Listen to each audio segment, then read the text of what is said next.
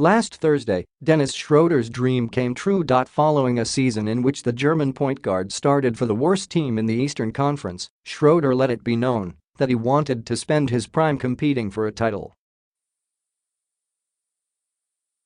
It wasn't going to happen on an Atlanta Hawks team that is in the midst of a rebuild, but, having been a part of the trade that brought Carmelo Anthony's time with the Oklahoma City Thunder to an end, he now has an opportunity to be a part of a contender in the Western Conference. From a skill perspective, it's easy to see why the Thunder are drawn to Schröder. While he's only 6'1", he makes up for being slightly undersized with his blazing speed and a massive 6'7" wingspan. Few players are as quick as he is with the ball in his hands, both from a standstill and in the open court, which will give a team that is already one of the more athletic in the league a dynamic piece off the bench.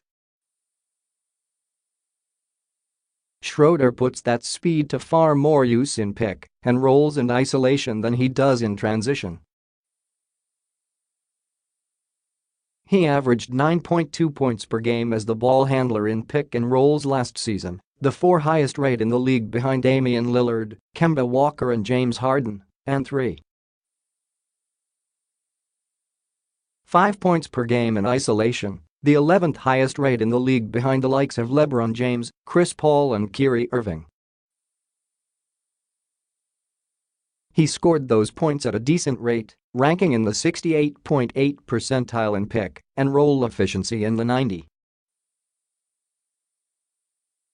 percentile in isolation efficiency. Schröder isn't much of a threat to score from three-point range, but he's a strong finisher around the basket and a capable shooter from mid-range.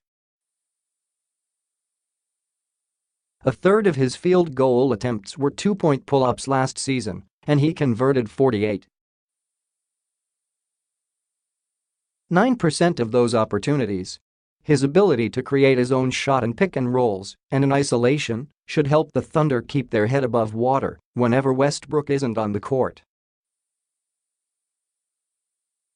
The issue with Schröder is that his weaknesses on offense require him to have the ball in his hands to be effective.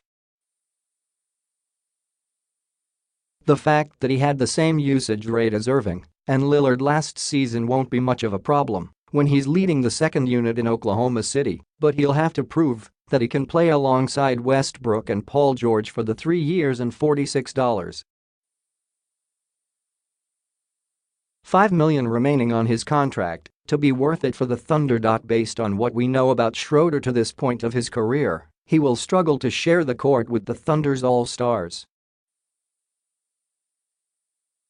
He's had 2 encouraging seasons as a long-range shooter, the first coming in 2015-16 when he made 38.3% of his catch-and-shoot three-point attempts, and the second coming in 2016-17 when he made 39.6% of his catch-and-shoot three-point attempts. In his 3 other seasons with the Hawks, however, he made 30.3% of his catch-and-shoot three-point attempts. Schröder took 125 three-point attempts in those situations last season, only to knock down 35 of them, 28.0%. The majority of those were wide open too.